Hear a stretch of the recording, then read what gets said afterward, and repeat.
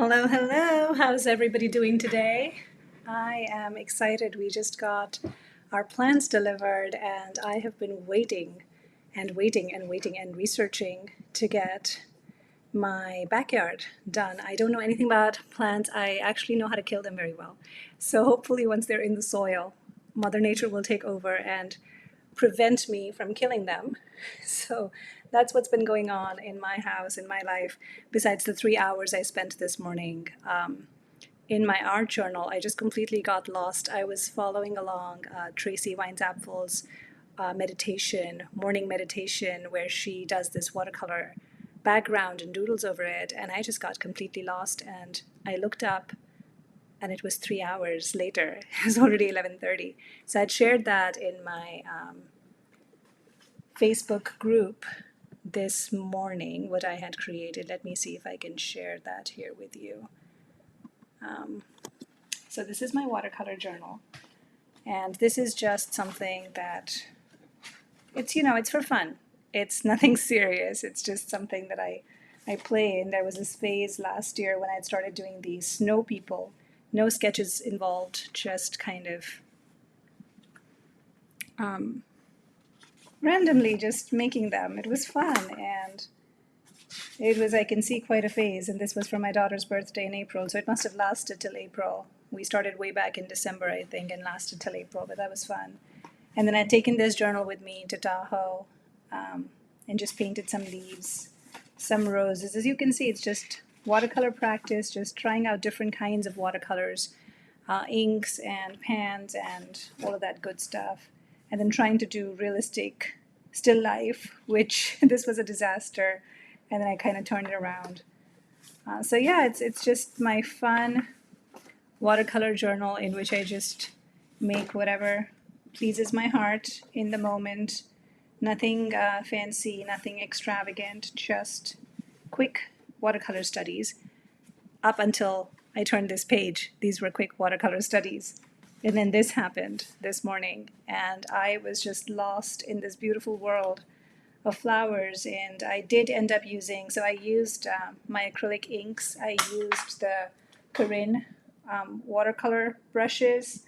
I used gouache. So I have these this Caran d'Ache gouache set. I used this, and I used black Sharpie. Yeah, so everything is still here from this morning because I was just doing this for 3 hours this morning and being completely lost in the process and really enjoying myself, which was, it's hard to tell how fast time flies by when you're having fun, and I was totally having fun today. So this was a whole lot of fun today. And what I wanted to do the live for was some of you have signed up for my class on August 23rd. Thank you so much. It's going to be a whole lot of fun. We're going to make a zine together, and it's going to be a mixed media zine. And some of you have signed up not knowing what a zine is. So I wanted to show you what a zine is. Now, this is my zine holder. I think it's called a folio. I don't know what it's called, but I just made it to hold my zines. So we're not making the folio in the class, but we will be making a zine. And this is what I mean by a zine. So it's one sheet of paper, and it's basically a flip-through journal. And this was painted all at once, just like the gratitude tags that I've been talking about. And I'll do a live demo. I just need to figure out what time I can do the live demo next week. I'll schedule that soon. But this is basically the same idea of using one sheet of paper, and then instead of making tags, then turning them into a zine. So this is what a normal zine would look like, where you have, the front, the back, and then you flip through, right? That's a normal zine. But I like to do reversible zines because one sheet of paper that can be used both sides, because why not? So this is the zine. So I had made this, and then I also painted the other side. So the magic really happens when you fold it up again, and it becomes a completely different book. So now this is the zine, and it's completely different from what I just showed you. So it's two different zines in one. It's a twofer. So you'll do the work once on one sheet of paper, and you'll end up with two completely different looking zines. And I have another example here, which I had also shared on the event timeline. Same concept, where we have one side where I did faces. I've been in a face phase recently. And so I've been doing, my wonky kind of faces, but it doesn't have to be faces, and we can discuss what you want to make. So if you want to do like a themed zine, we can totally do that.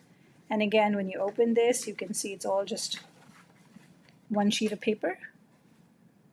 And then you fold it,